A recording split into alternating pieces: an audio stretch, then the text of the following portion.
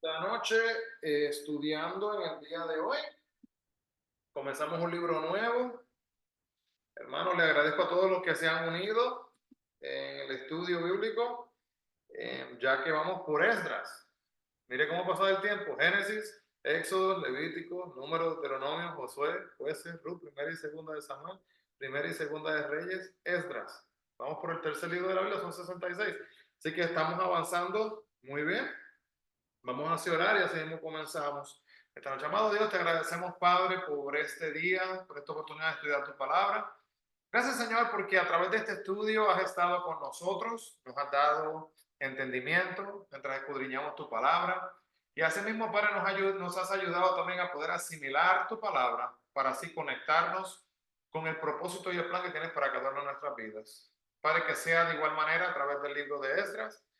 Ayúdanos a entenderlo y háblanos de una manera profunda en el nombre de Jesús. Amén y amén. Así que vamos así a entonar, vamos a comenzar a entonar una alabanza, una o dos veces. Ah,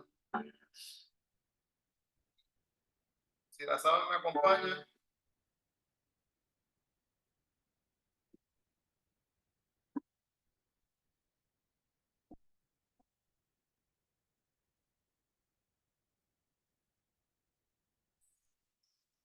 Está aquí. Siento como el aire que respiro. Siento como la mañana se levanta el sol. Es cierto que cuando le hablo, él me puede oír.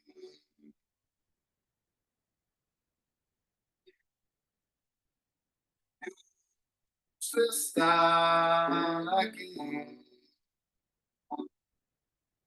Siento como el aire que respiro. Siento como la mañana se levanta el sol. Siento que cuando le hablo, él me puede oír. Santo, santo, santo. Corazón te adora, mi corazón sabes que tú eres tú. Es más, tú estás aquí.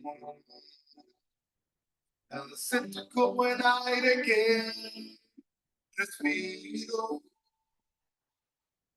Siento como la mañana se levanta el sol. Siento que cuando le hablo me puede oír. Siento que cuando le hablo me puede oír. Gracias, Dios, te adoramos.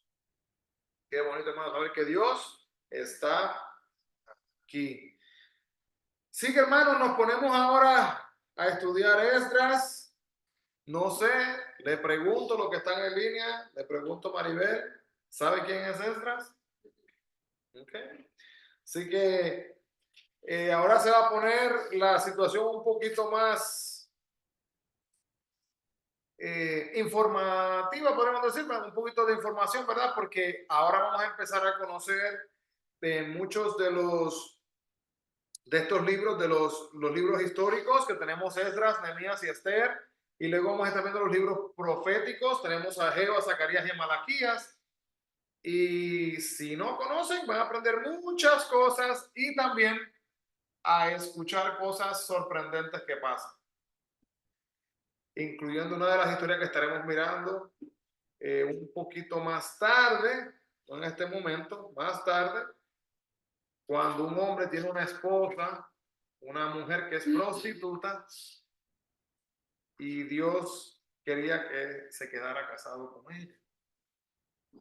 Qué cosa rara, veríamos, ¿verdad? Así que va a estar interesante cuando nos pongamos a hablar de esas cosas para entender cómo es que Dios tiene un propósito en todo. ¿Cómo era que se llamaba el que le sucedió eso? Estaremos hablando de eso cuando lleguemos a ya por el libro de Oseas, ¿verdad? Por allá. Vamos a estar hablando de eso. Pero es una historia muy interesante. Muy interesante porque algunas veces, y esto es una cosa que nosotros como seres humanos, ¿verdad? Tenemos dificultades y es entender el propósito y el plan de Dios. Y muchas veces no entendemos el porqué de las cosas, pero el punto es que Dios tiene un propósito y es difícil que lo entendamos. En este caso, se ve el propósito. Lo podemos ver nosotros el propósito literalmente mientras estudiamos el libro. Ahora, él no podía 100% entenderlo, pero literalmente cuando lleguemos al libro de Oseas vamos a poder ver a sí mismo, ¿verdad? Que Oseas viene y termina casándose con una prostituta. Y no la voy a dejar en mucha espera, Maribel, ya que tiene cara de confusión que está pasando. Prácticamente, lo que termina prácticamente pasando, aunque vamos a hablar de Esdras en el día de hoy, pero le pongo eso, ¿verdad? Para que vean, bueno, la Biblia es interesante, tiene muchos temas que, como dice, guau, pero ¿y cómo que un matrimonio con una prostituta no tiene lógica? Literalmente, la mujer viene siendo una representación de Israel. ¿Qué significa, vamos a decir, una mujer casada con un hombre y si ella le engaña al hombre, ¿verdad? Está cometiendo adulterio, mirando el pueblo de Dios, casado con Dios, con la iglesia, ¿verdad? Entonces, literalmente cada vez que el pueblo iba y se postraba delante de imágenes, estaba haciéndole infiel a Dios. Y por ahí va. Así que es bien interesante y uno haciendo un simbolismo, ¿verdad? Una comparación, verdaderamente ese contraste le abre los ojos a uno. Pero bueno, vamos entonces aquí rapidito a comenzar. Los libros posteriores a lo que es el cautiverio, pues tenemos registran lo que es el regreso y la restauración en Jerusalén después de los 70 años de que estuvieron bajo el cautiverio. Entonces, este tiempo había sido predicho por Jeremías. Entonces hay 6 libros que pertenecen a esta serie y son distribuidos en 2 grupos. Y son los grupos de Esdras, Nehemías y Esther. Estamos mirando en el día de hoy, comenzamos con Esdras y después vamos para Nehemías y luego con Esther. Y Ageo, Zacarías y Malaquías. Entonces, aunque Esdras es una continuación de lo que son los libros históricos, que era lo que estábamos viendo, que comenzaron con Josué, Jueces, Ruth, primera y segunda Samuel, primera y segunda Crónicas, podemos ver que los libros anteriores del cautiverio y durante el cautiverio se podrían estudiar provechosamente antes de comenzar con el libro de Esdras. ¿Por qué? Porque al estudiar esos libros con anticipación, vamos a poder entender el libro de Esdras mucho mejor. Porque van a haber detalles en Esdras que son mencionados y al usted tener esa información puede entenderlo mucho mejor. Así que estos libros incluyen todos los profetas mayores y los menores, con la excepción de los últimos 3 libros que son del Antiguo Testamento. Proseguiremos entonces según el orden del canon en las escrituras, que sería viendo estos 3, ¿verdad? Esdras, Nehemías y Esther. Entonces, Esdras fue el escritor del libro de Esdras. Tiene lógica, porque es el nombre, pero algunas veces hay libros que pueden tener un nombre y no es de la persona. Así que, bueno que sepamos que él sí fue el que lo escribió. Esdras es uno de los personajes que no ha recibido reconocimiento apropiado. Él fue descendiente del sumo sacerdote Hilcías. Hilcías es mencionado en el capítulo 7, versículo 1 de Esdras. Mientras tanto, hermano, abra su Biblia, téngala abierta por ahí en Esdras. ¿Quieren hablar en español? Hola, mira, ok.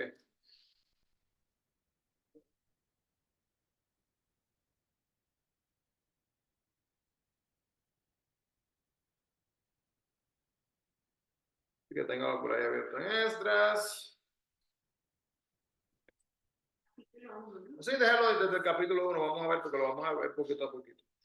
Entonces, vemos entonces que el sumo sacerdote Hilcías, él halló una copia de la ley durante el reinado de Josías. Si se acuerdan, ¿ves? Estamos comenzando con esto que está conectado con el libro de Segunda de Crónicas. Cuando estaba en el reinado, en el reino de Josías, ¿verdad? Recuerdan que Josías no podía dormir y fueron y le empezaron a leer el libro, las escrituras, y al él escuchar estas escrituras que le fueron leídas, vamos a leerlo rápido, Segunda de Crónicas 34:14.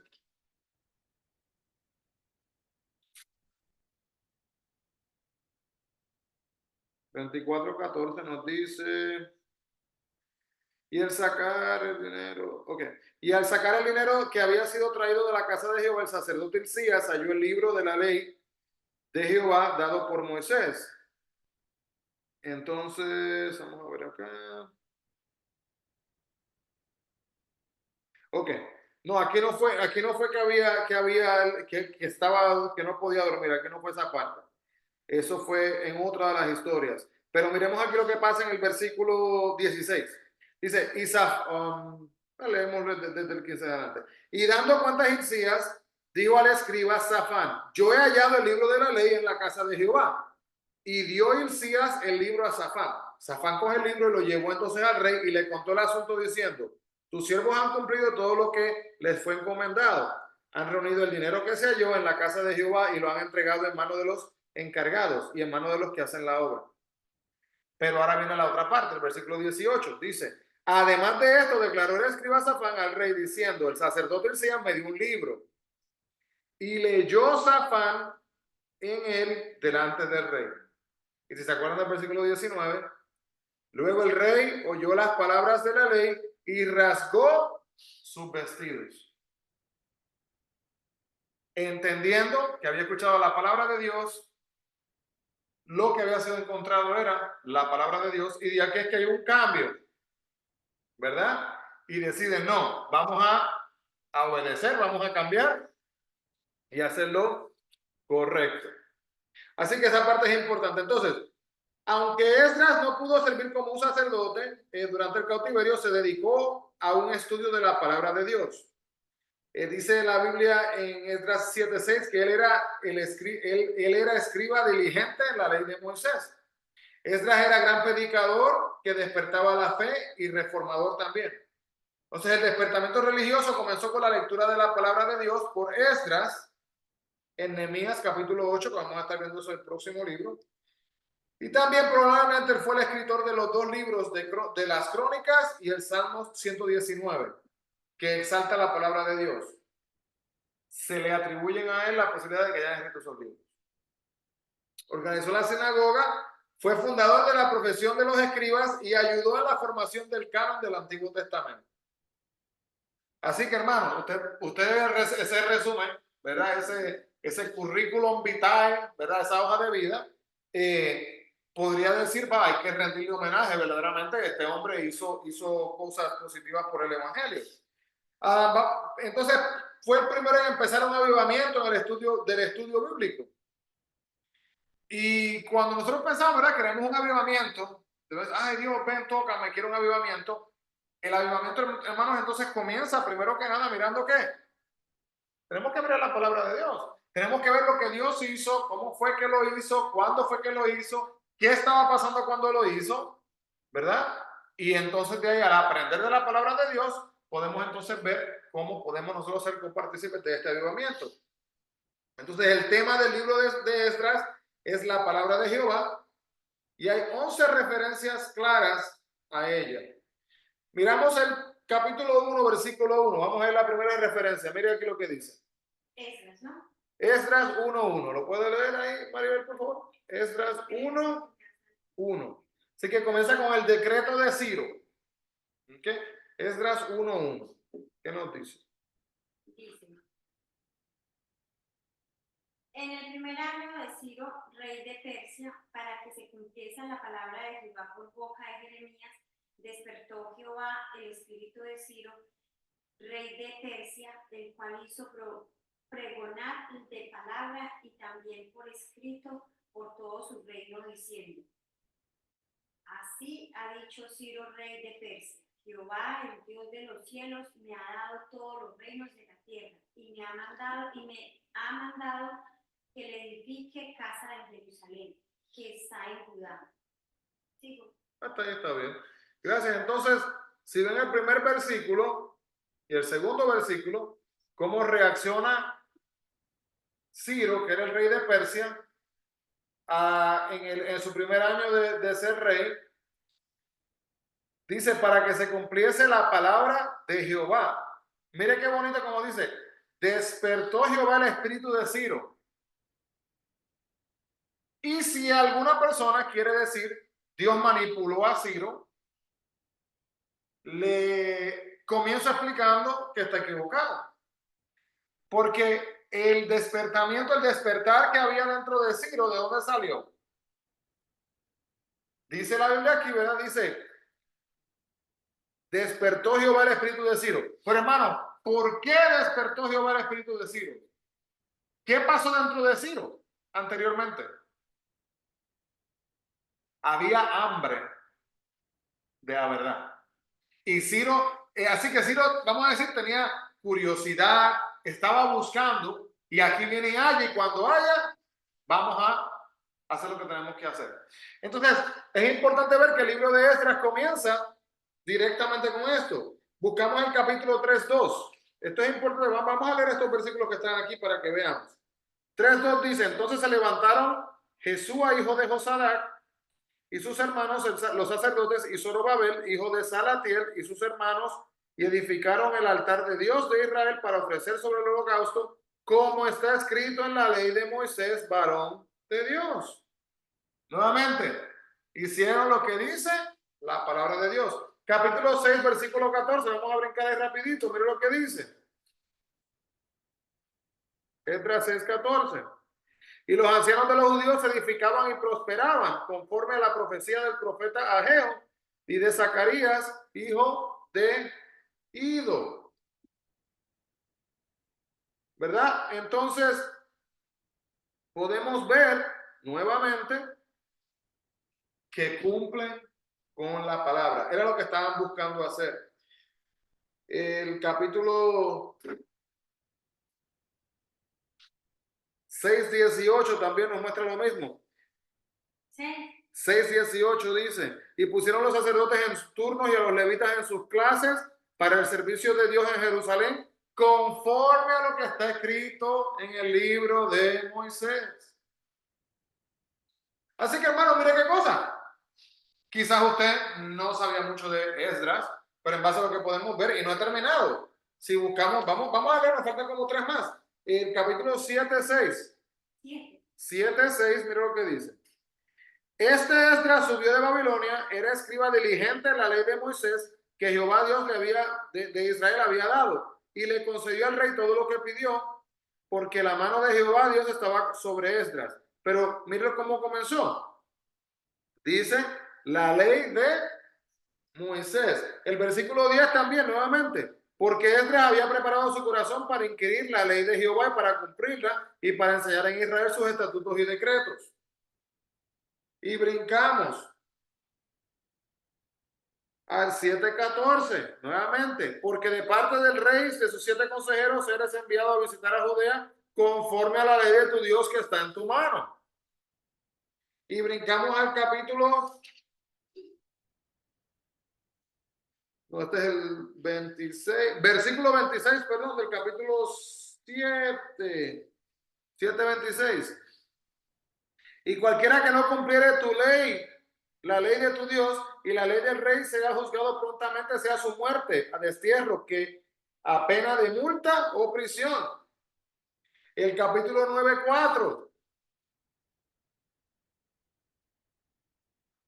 9:4, mira lo que dice. Y se me juntaron todos los que temían las palabras del Dios de Israel a causa de la prevaricación de los del cautiverio, mas yo estuve angustiado hasta la hora del sacrificio tarde.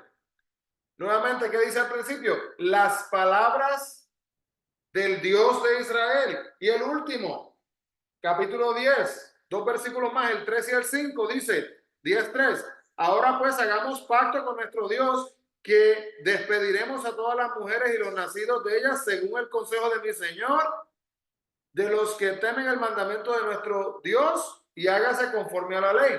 Nuevamente, versículo 5. Entonces se levantó Esdras Y juramentó a los príncipes de los sacerdotes de los levitas y a todo Israel que harían conforme a esto, y ellos juraron. Mira la cosa, hermano. Si no se acuerda nada más de Esdras, podríamos decir que Esdras fue un hombre que verdaderamente trató de hacerlo todo bajo la dirección de Dios. En otras palabras, él miró la palabra de Dios como el manual. Y podemos aprender esto de él. En lugar de la palabra de Dios en toda la vida de su pueblo, la vida religiosa, social, comercial y política. Y hermano, algunas veces no pensamos en esto. Pero déjenme, voy a preguntarle aquí, Maribel, si me responde lo que está en línea, si quieren compartir. Le pregunto, ¿cuál es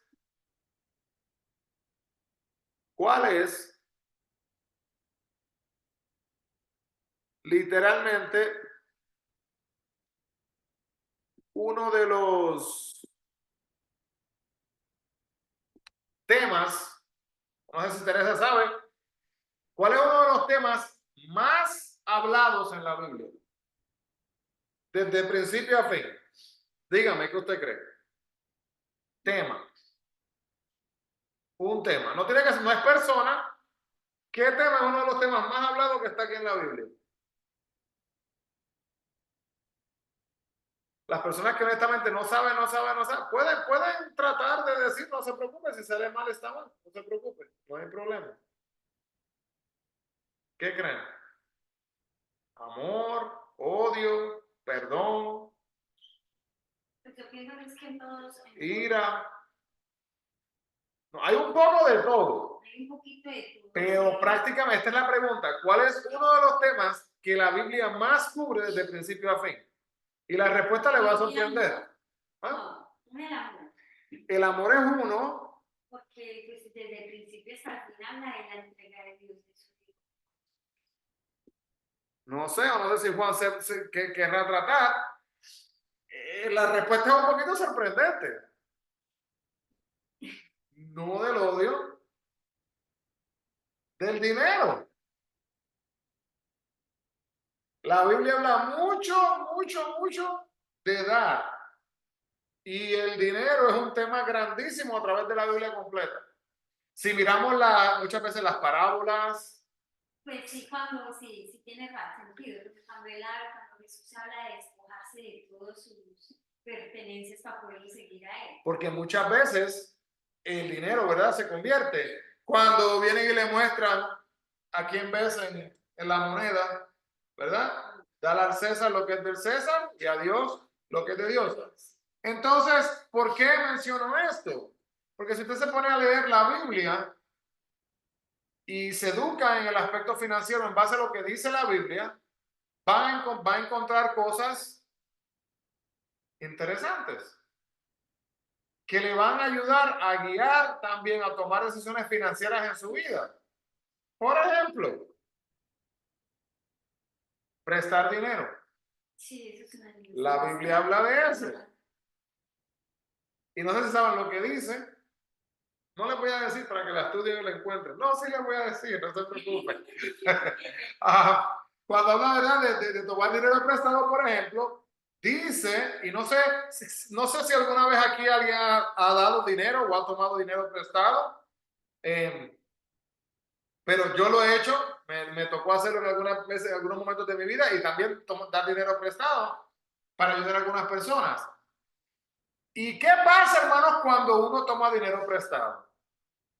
¿Ha tomado dinero prestado alguna vez, Maribel? Sí. Ok. ¿Y cuando tomó el dinero prestado, qué pasó con usted y sus sentimientos? ¿Cómo se sintió? Yo no tenía sus ojos, porque uno es sí o sí a pagar ese dinero y uno es como que no puede a veces ni conciliar el sueño de saber que la deuda está esperando.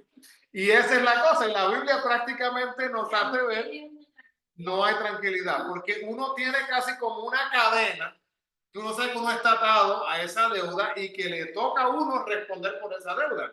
Entonces, literalmente, hermanos, si usted conoce a una persona, algunas veces, muchas veces a un familiar, que le pide dinero, y usted sabe que es que la posibilidad de que se lo devuelva es mejor regalárselo. Porque Ya, váyase en paz, tenga aquí el regalo, vaya. a veces uno pierde la amistad o pierde ese familiar, vienen ya problemas por causa del dinero. Entonces es mejor no regalárselo. O sea, si uno va a decir lo va a prestar, tómelo como que lo está regalando porque lo va a devolver. Es muy, muy cierto. Y literalmente, hermano, es de las dos maneras. Uno, ¿verdad? Y si es usted que lo está tomando prestado y al tomarlo prestado le dice, no, tómelo. Literalmente, hermanos, la Biblia habla de ese tema de en tanto y tanto y tanto y tanto, tanto y gran detalle que hasta en la Biblia, no sé si se acuerdan, cuando estuvimos mirando en el Pentateuco, los primeros 5 libros de la Biblia, vimos que había reglamentos en cuanto al perdón. Hermanos, a veces las deudas eran tan grandes a veces que literalmente la única manera de pagar la deuda era entregándose como esclavo. Entonces, traigo ese tema a la superficie o a colación, porque si vemos acá la importancia de estudiar la palabra de Dios en el libro de Esdras, nos está enseñando Esdras a través de todos estos versículos que acabamos de leer en el día de hoy, que es demasiado importante, hermano, que nosotros estudiemos la palabra de Dios. Y es algo que verdaderamente a mí me causa un poco de confusión a veces con la gente, porque a veces pasamos tiempo para conciertos cristianos, para actividades cristianas, pero cuando es momento de estudiar la palabra de Dios, no pasamos tiempo para eso. Cuando es momento de oración, no pasamos tiempo para eso. Entonces, ¿cómo vamos nosotros a crecer espiritualmente si no leemos el manual? Y ese es un tema que en el día de hoy, cuando nos vayamos de aquí, nos podemos ir todos, aunque sea con ese pensamiento de la importancia que es estudiar la palabra de Dios. Que todos los días, hermanos, saquemos tiempo, pongamos un versículo, escuchemos un devocional, leamos un devocional, escribamos un devocional, escribamos un diario, le oremos a Dios, saquemos tiempo para conectarnos con Dios todos los días. En Esdras 9:4, vamos a mirar este aquí rapidito, Esdras 9:4. Vemos acá que dice que ellos temían las palabras del Dios de Israel. Y el 10:3, que ya lo leímos también, nuevamente, el pacto con nuestro Dios, se habla de esto. Así que esto resume, hermanos, esto resume, ¿verdad?, la importancia de lo que era seguir el caminar de Cristo. Dice un teólogo llamado James Gray, mire lo que dice. Dice, ya hemos visto que la cautividad babilónica no trajo a los judíos a ningún arrepentimiento nacional, conduciendo así una restauración nacional. Con la lectura de Esdras, esto es bien interesante, descubrimos cuando Ciro, rey de Persia, autorizó a los cautivos a volver a Jerusalén y a reconstruir el templo. Si usted hubiera estado ahí presente, si yo hubiera estado ahí presente, esto es una pregunta bien real. Imagínese que nosotros estuviéramos en ese tiempo bíblico y que el rey de Persia dice, los judíos que están acá con nosotros, váyanse con mi autorización. Yo los voy a respaldar, yo les voy a dar materiales, yo les voy a dar lo que ustedes necesitan. Vayan a reconstruir el templo. Mire eso. Este rey, que en realidad no tenía que hacer eso, pero sintió en su corazón hacerlo. Curiosamente, se fueron 50,000 personas. Wow, mucha gente. Es mucha gente. De la nación de Israel es mucha gente. Es muy poquita. Porque estamos explicando aquí, hermanos, recordemos la historia por donde vamos. Recordemos por dónde vamos. Estaban cautivos en Egipto. Salieron, camino a la tierra prometida. Llegamos, ya vamos a brincar el libro de Josué. Toman control de Jericó, Canaán, la tierra prometida. Están ahí, luego empiezan las guerras, las cosas que pasan. Entonces, hermano, estamos hablando que la nación de Israel completa, la nación completa, y de la nación completa, 50,000 personas. Entonces, 50,000 personas prácticamente fue un número pequeño, pero estas personas consideraron un privilegio ellos poder aprovechar esta oportunidad. Y una porción considerable de los cuales eran sacerdotes, levitas, humildes, también pobres, tristemente, de estos momentos. Entonces, hermanos, vamos a ver el desglose de los capítulos. Tenemos entonces los capítulos 1 hasta el capítulo 6. Vemos acá en el libro de Esdras, nos habla del regreso de Babilonia, conducido por Zorobabel. Regresan solamente 50,000. Pero yo le hice una pregunta hace algunos minutos atrás. Mi pregunta era, si usted hubiera estado ahí, ¿usted regresaría o no? Yo, ¿regresaría o no? Y le mentiría si le respondiera y le dijera, porque verdaderamente no sé. No sé, pero es una pregunta que si tuviera que responder, creo que tendría que irme por el lado del sí. Y la razón por la cual yo pienso por el lado del sí, que yo lo haría, es porque desde pequeñito, mi mamá me enseñó, mi abuela me enseñó, mi familia me enseñó que era importante que yo estudiara la palabra de Dios. Entonces, aunque personas me den sus opiniones, me digan lo que quieren, lo que piensan, lo que, ¿verdad?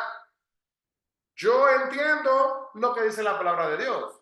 Y como entiendo lo que dice la palabra de Dios, si yo hubiera sido judío y estuviera en esa situación, yo entendería que yo voy a poder ser, lo miraría yo, pienso, no sé. Creo que lo hubiera mirado de esta manera. Yo voy a poder ser parte de las personas que van a reconstruir el templo de Dios. ¡Wow! Es como hacer historia, prácticamente. No sé cuántos se acuerdan, hermano, en 1996 hubo una marcha en Washington. No la mancha. La marcha, no sé, ahí Teresa o Juan, si ustedes escucharon, hubo una marcha que se llamó la Marcha del Millón. ¿Alguien escuchó algo? 1,000,000 de personas luchando por los derechos de los hispanos fueron hasta Washington, D.C., hasta el Capitolio, se reunieron frente al Capitolio y marcharon de un lugar hasta otro.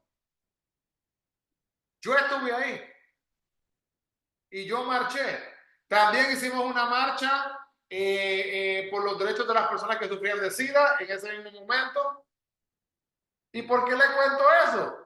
Porque yo en realidad en ese momento no entendía la grandeza de lo que iba a pasar luego años después con todo este problema de inmigración y tantas otras cosas. Pero hermano, un día yo estaba en el trabajo y fui a visitar una clase de unos niños en una escuela elemental y ellos estaban en el libro y estaban mirando y cuando abren el libro veo yo de una foto de Washington DC en el 96 y yo les digo al niño, yo estaba ahí, yo estoy ahí en esa foto por algún lado y yo mirando, wow, en la historia, en un libro de historia, yo me sorprendí porque en mi mente nunca quedó, ¿verdad? Como wow. Eso era una cosa que yo ni entendía. Ahora entender, hermanos, que el Dios, el creador de todo, dice que va a ser reconstruido su templo. Y yo poder ir, agarrar un martillo, poner un clavito, agarrar una piedra y yo poder saber que yo tuve algo que contribuir para esto. ¡Qué bendición!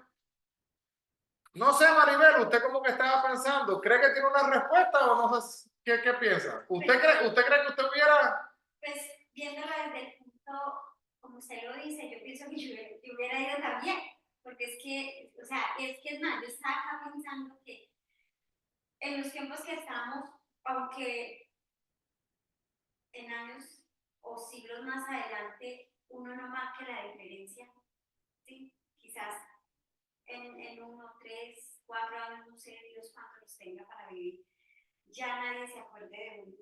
Pero que el hecho que usted se lleve en su corazón que usted hizo parte de algo para contribuir para algo de Dios, digo que debe ser muy satisfactorio, ¿sí me entiende? Entonces yo me puse a pensar y digo, pues hasta en los tiempos de hoy mismo, con que uno haga algo bueno por el prójimo o por alguien, por X, por una persona que esté en la calle o algo, eso es algo que uno se lleva en el corazón. No necesita uno de pronto tener reconocimientos. Por lo menos hoy en día mucha gente va a dar algo y no tiene la foto. Miren lo que estoy dando. O lo tiene que saber todo el mundo. No, pero con que uno lo lleve en el corazón y uno sepa que Dios está, que sabe de eso, que uno lo está haciendo de corazón. Yo creo que en ese caso yo soy... Y es triste lo que usted dice porque, pues, ¿verdad? A veces se hacen actividades y uno quiere conmemorarlas, que es una cosa. Digo yo, es triste que haya una persona vagabunda que no tenga que comer, que no tenga nada. Entonces, que usted vaya al supermercado, le compre algo de comer, le da a traer, le va a dar, y cuando va a dar, pone el celular y la privacidad de esa persona, porque está mostrando a esa persona en línea, porque está, ¿verdad? Que es como avergonzando o aprovechándose de la dificultad, la situación de esta persona, para luego la otra persona sentirse o verse de cierta manera, ¿verdad? Y ese no es el plan y el propósito. Cuando en uno de los viajes, cuando fui a Israel, para que usted, de la manera que usted le explica a Maribel, hay lugares, incluyendo la casa de Pedro, donde usted va y usted puede ver el fundamento original, y cuando luego la fueron a reconstruir, ve otro fundamento y ellos lo han dejado, que usted puede ver los diferentes niveles, las similaridades y las diferencias, porque verdad, si es el mismo constructor, el mismo albañil, lo va a hacer de la misma manera, pero cuando es alguien diferente, va a hacer algo diferente. Y saber, hermanos, que estas personas, ¿verdad? Ahí establecieron. Y saber que cuando usted va ahí, hay muchos de estos lugares que todavía quedan ruinas o quedan lugares que Jesús estuvo ahí. ¿Verdad? Qué cosa grande, que no es solamente que lo dice la gente, no, es que literalmente, históricamente, hay prueba de que Jesús estuvo en esos lugares. Imagínese uno saber, yo, en uno de los lugares donde fuimos, eran ruinas. Y entendiendo cómo es acá la arqueología, aquí, ¿verdad? Aquí agarran un cantito de tierra que parece un canto de porcelana y literalmente lo ponen en un museo y le ponen ahí 3000 años de tiempo que lleva, ¿verdad? Y miren, bueno, caminando allí, nosotros caminando, y pues estamos caminando y digo, pero ¿y qué es eso que uno sigue pisando? Digo yo, ¿qué es lo que estamos pisando? Estábamos pisando literalmente porcelanas que habían estado ahí hace cientos y cientos o podían ser algún miles de años. Y uno de los que nos estaba dando el viaje levantó uno y nos mostró. Yo no podía creer que esto estaba en el piso, pero tirado por todos lados. Y mucha gente no le da importancia, pero los arqueólogos sí, porque pueden buscar y pueden indagar, ¿verdad? Y el punto, hermanos, creo que está, ¿verdad? En el hecho de que Esdras, como vimos, le pone mucho énfasis a la palabra de Dios. Viene el rey de Persia, dice, váyanse los que quieran arreglar. Y es como yo, no sé, los que vieron el servicio del domingo. Yo estuve leyendo una lista el domingo que me pareció muy interesante. Y la lista hablaba, era una comparación entre cómo es que nosotros miramos y tratamos el trabajo y cómo miramos y tratamos la iglesia. ¿Verdad? Y algunas de las cosas decía, por ejemplo, al trabajo, si nos sentimos un poquito mal, vamos y nos esforzamos a trabajar. A la iglesia, ay, No me puedo ir. no, ay, no, esa tos. Y ya como buscando excusas para cualquier excusa. ¿Verdad? Si, si nos piden que trabajemos tiempo adicional, ay, Aunque estemos cansados, lo hacemos.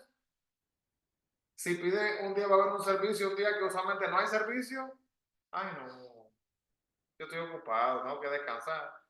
¿Verdad? La gente que sale con sus cosas, pero es interesante, ¿verdad? Como tratamos muchas veces la manera que miramos el trabajo y la manera que miramos a Dios. Y es lo que usted dijo, Maribel. Nos enfocamos, ¿verdad? En este mundo y nos olvidamos de lo que va a pasar después. Este mundo es un mundo solamente temporero y nosotros estamos cuando ayudamos, cuando bendecimos, cuando somos las manos y los pies de Cristo acá en la tierra, nosotros estamos actuando, ¿verdad? Como un testimonio vivo y estamos literalmente atesorando tesoros en el reino celestial. Hay gente que acá en este mundo han sido muy pobres financieramente, pero allá en el cielo van a ser de los más ricos, ¿verdad? Es bien interesante. Conozco un señor millonario que vive como una persona pobre y no trabaja, sino que todos los días sale afuera a regalar dinero y a bendecir a gente. Porque heredó todo este dinero y lo pudo invertir, ¿verdad? Y usted mira su apariencia, jamás pensaría. ¿Y cuál es una de las cosas que esta persona no quiere que nadie sepa? Que tiene dinero. Esa parte no la discute con nadie.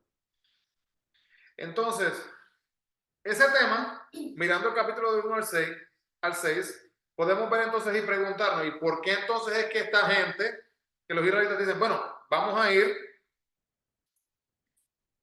Era por esto, porque el primer capítulo se empieza a hablar de la restauración.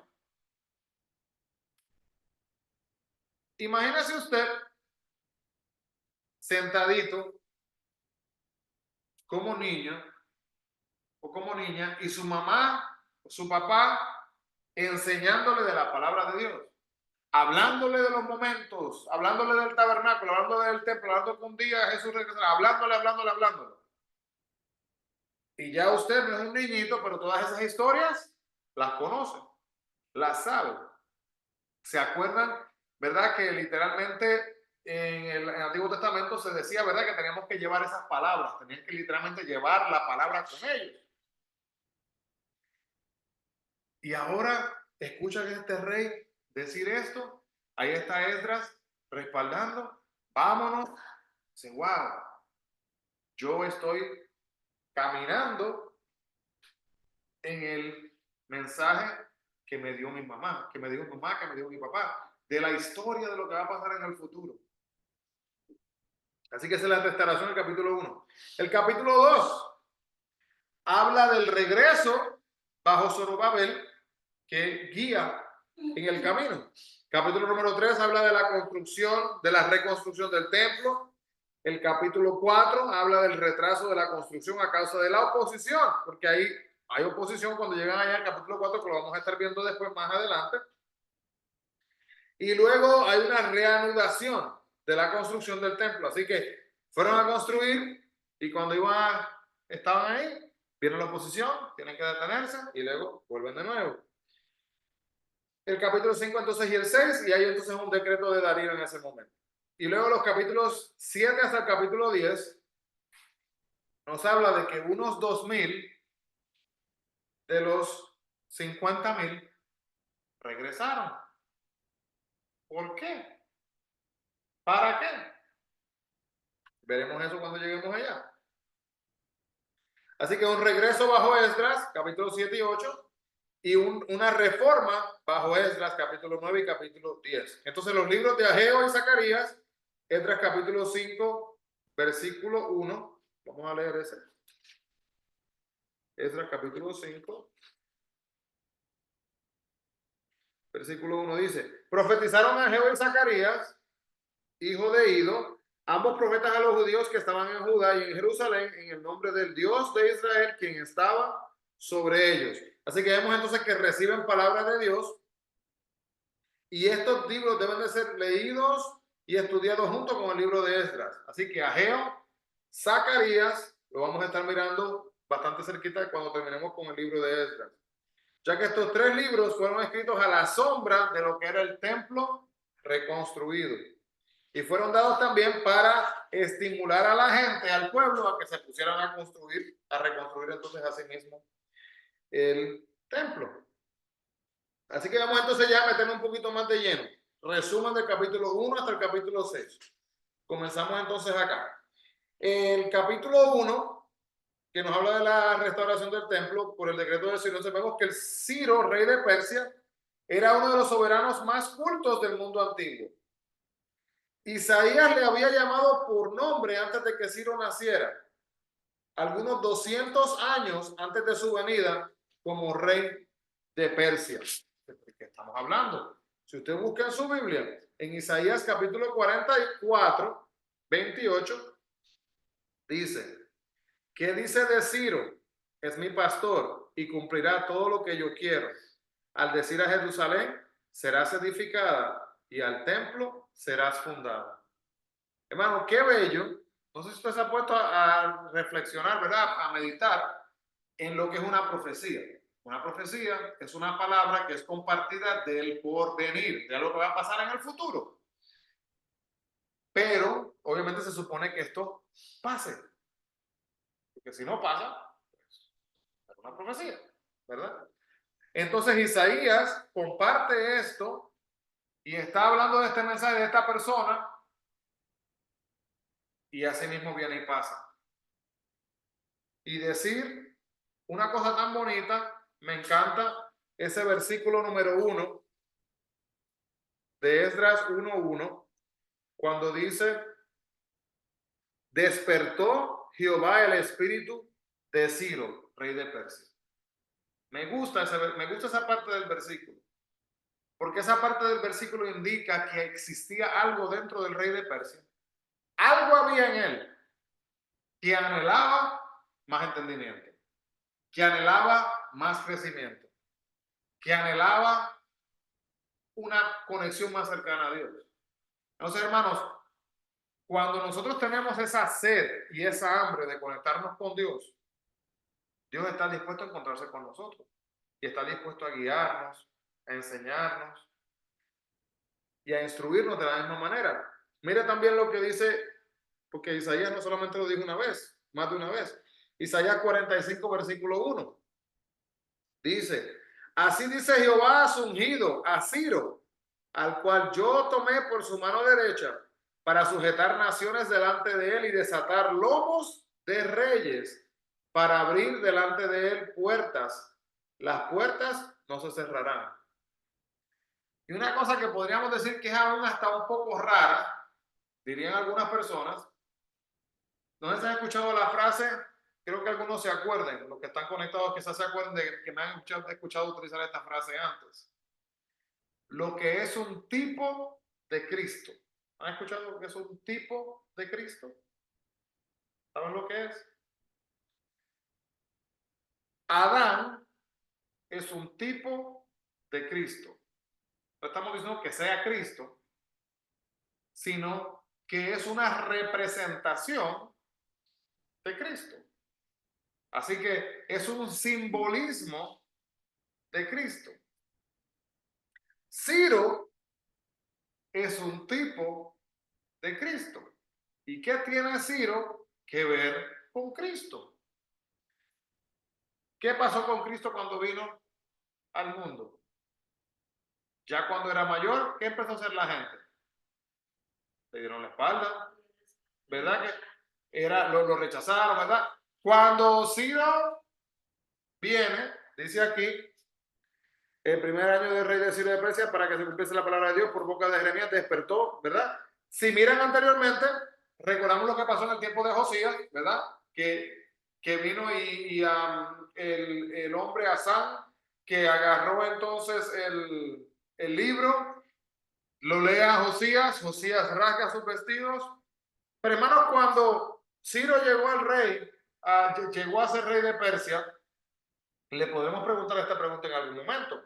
Pero no tenemos exactamente información exacta que nos diga que el plan de él era exactamente hacer eso. Porque en ese momento dice que al entender, ¿verdad? Al poder digerir las palabras de lo que decía la palabra de Dios. En otras palabras, antes de eso, quizás había curiosidad, deseo de honrar a Dios, de crecer en Él, pero no sabemos los detalles exactamente de si verdaderamente Él sabía, como decimos hoy a los políticos. ¿Qué pasa con los políticos? Los políticos corren para una posición y dicen, yo voy a hacer esto, yo voy a hacer esto, yo voy a hacer esto. Si fuéramos a mirar la preparación política, vamos a decir que se hubiera votado por Ciro, ¿verdad? Para que saliera, y él hubiera hecho su preparación, en su discurso, no creo que lo hubiera necesariamente dicho, yo voy a hacer esto y esto y esto, porque eso es un proceso que pasa dentro de él, cuando él está dispuesto a escuchar la palabra de Dios, a dejar que Dios toque su corazón, para que entonces pueda poner entonces, implementar estos cambios en las leyes que iban a permitir que toda esta gente se fuera. Y hermanos, 50,000 personas, como digo, de una nación, quizás no es un número grandísimo, pero ahora míralo de esta otra manera. Ciro perdió 50,000 personas que estaban ahí, en ese lugar, que tenían una función. Si habían carpinteros, se fueron, si habían albañiles, se fueron, si habían... Todas esas personas se fueron. Entonces, le estaba impactando también a Ciro, pero a Ciro le importó.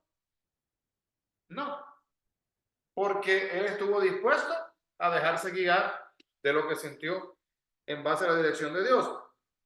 Así que entonces él era un tipo de Cristo. Daniel estaba en la corte de Ciro. ¿Se acuerdan de Daniel? Vamos a meternos en Daniel luego. También, pero estamos mencionando desde ahora, y evidentemente le condujo a un conocimiento del Dios vivo y verdadero. Fue durante el reino de Ciro que Daniel dio algunas de sus profecías más grandes. Inclusive, esto es una profecía grandísima, hermanos, la profecía de las 70 semanas en cuanto a Israel. ¿Sabe usted la profecía de las 70 semanas de Israel o no sabe? No se preocupe, que yo no se lo voy a explicar en este momento. Pero en algún momento vamos a hablarlo porque es algo bien profundo y algunas veces cuando se pone a hablar una persona en la calle le pueden hablar a alguien que venga a hablarle de lo que va a pasar en el futuro, se enfocan en las 70 semanas. El decreto de Ciro no constituye el punto en que las 70 semanas, las que pertenecen a Israel, comienzan.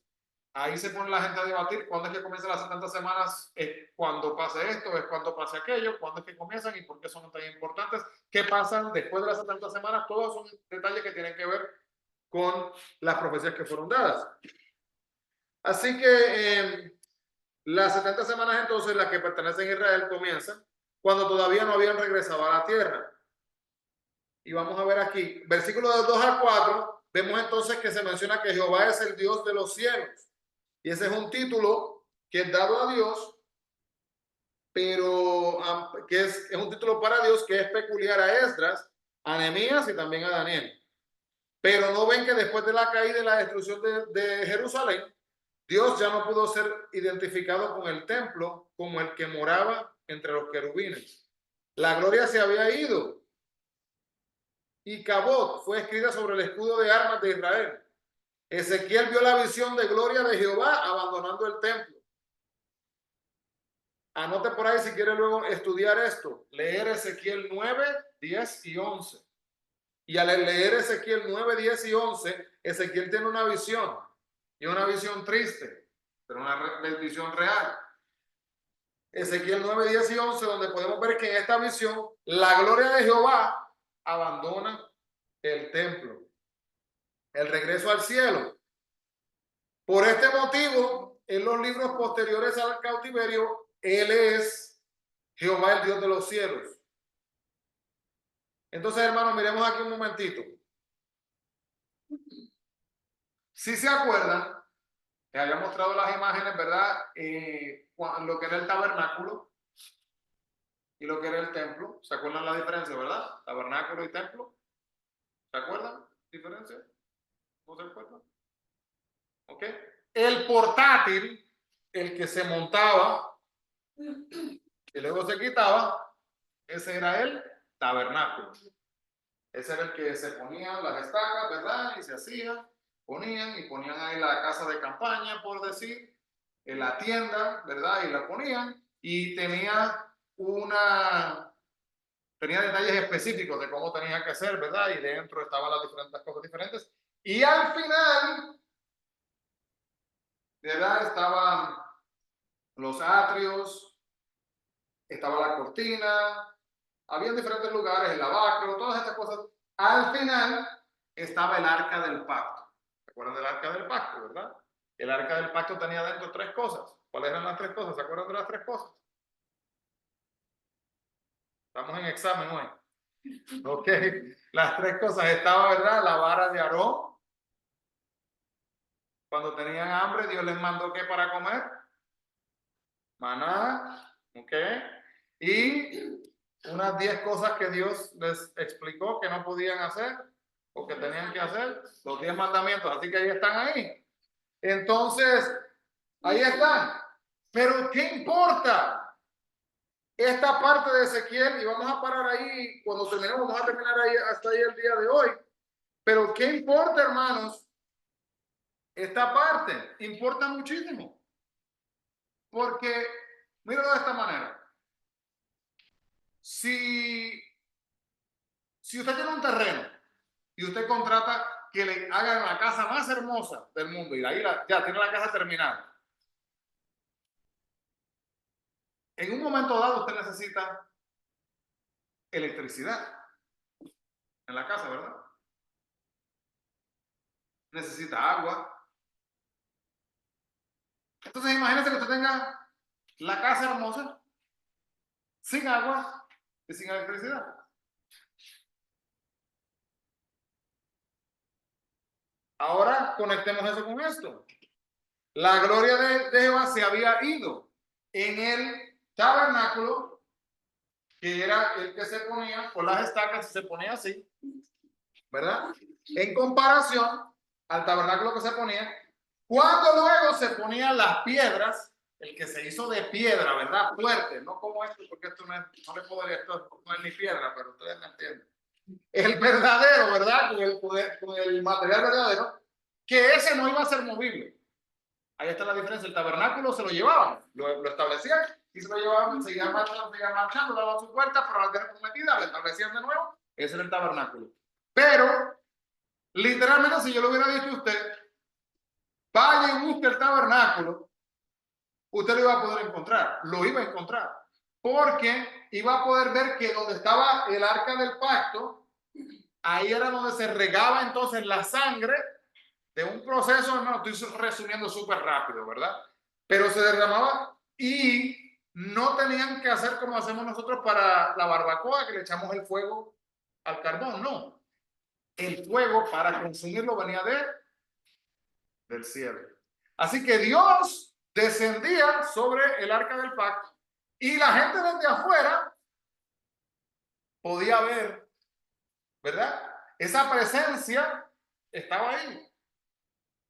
Entonces, hermanos, que les acabo de compartir, que ahora vienen acá y se habla de esta parte que le acabo de decir, que no ven que después de la caída de la destrucción de Jerusalén, Dios ya no pudo ser identificado con el templo como el que moraba entre los querubines. ¿Qué querubines? ¿Se acuerdan que el arca del pacto, ¿verdad? La caja del arca del pacto tenía un querubín, tenía un ángel, así con las alas, ¿verdad? Y aquí había otro, así también. Y ahí era que salía entonces. Y ya no se veía eso, ya no estaba ahí. La presencia no estaba ahí. La electricidad, ¿verdad? Lo que permitía que la fuente de que pudiera operar este lugar no estaba presente. Entonces, cuando escuchamos esta frase, que la decimos rápido y quizás para muchas personas no tiene mucho valor, es un valor totalmente triste, pero real. Cuando dicen las palabras, la gloria se había ido. Porque, hermano, si lo miramos en una persona que esté viva, si una persona se le va su gloria, muere. Se le va su esencia, muere. La esencia, ¿verdad? Nosotros sería nuestra alma, nuestro espíritu, ¿verdad? Muere. Entonces, hermanos, saber que en este momento la presencia de Dios desapareció. Qué cosa triste. Pero aunque desapareció, solamente llegamos hasta el capítulo 1. Nos quedamos ahí como en el versículo 2 al 4. Aunque desapareció, vamos a poder ver en el estudio que luego Esdras sigue buscando y sigue buscando para poder tener esa presencia. Cuando Jesús muere en la cruz, Jesús dice, me voy, pero no los voy a dejar solos, sino que les voy a enviar a Consolador. ¿Quién es el Consolador? El Espíritu Santo. Vemos la película, Jesús muere y en ese proceso aparece una paloma, ¿verdad? Y la paloma representa el Espíritu Santo y entendemos todo eso. Y nosotros, hermanos, tenemos la bendición de tener con nosotros el Espíritu Santo en una manera que no lo tuvieron las personas antes de Jesús. Hay una presencia diferente. Así que, gracias a Dios, que hoy día nosotros no dependemos, ¿verdad?, de un templo que tenga ahí la presencia y que esté ahí nada más, sino que la presencia está en su vida, está en mi vida, en todas nuestras vidas. Así que vamos a parar ahí por ahora. Y recuerden, hermanos, sigan leyendo el libro de Esdras, que vamos a estar leyendo estos 10 capítulos y estamos progresando muy bien. Y si usted no se ha motivado, hermanos, únase, vea los videos que comparto desde el estudio, porque la meta es 2 años. 2 años de estudio y ya cuando terminemos el segundo año ya hemos terminado hasta el libro de Apocalipsis, con todas las explicaciones detalladas y todas las cosas que hemos aprendido. Amado Dios, gracias, Padre, por esta oportunidad de estar aquí reunidos. Te agradecemos, Señor, por cuidarnos, guiarnos, instruirnos. Pedimos, Jehová, Señor, que continúes tocando la vida de las personas, Padre, que participan en el estudio de tu palabra. Y así mismo, Padre, que nos des, como pasó con Ciro, ese deseo, esa hambre, Señor, de poder estudiar tu palabra, de poder crecer en ti, de buscarte como lo mereces. En el nombre de Jesús, guárdanos, guía también a los que van a sus hogares y los que se estarán conectando. En el nombre de Jesús lo pedimos todo, mi Dios. Amén. Y amén. Así que Dios les bendiga a todos los que se conectaron. Bendiciones. Y nos veremos la próxima semana. Gracias, Mr. Quiñones.